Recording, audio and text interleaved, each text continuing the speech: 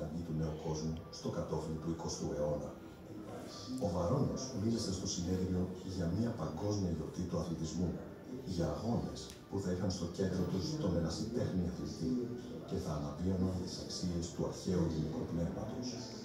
Άλλωστε γι' αυτόν τον λόγο, το συνέδριο της Σορβόνης ξεκίνησε με τον ύμνο προς τον Απόλλωνα, που μόλις πριν ένα χρόνο είχε ακούσει ο Βικέλας την εκδήλωση των Ελλήνων φοιτητών στο Παρίσι.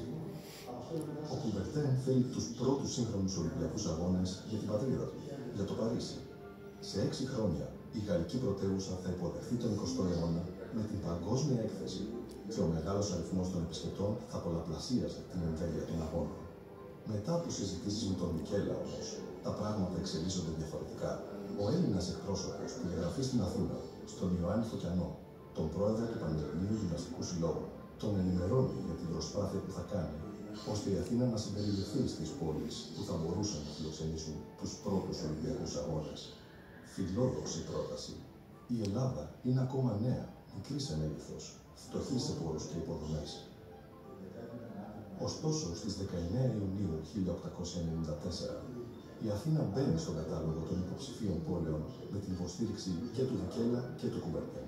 Το Παρίσι θα διοργάνωνε τους δεύτερους σύγχρονους Ολυμπιακούς αγώνες το 1900.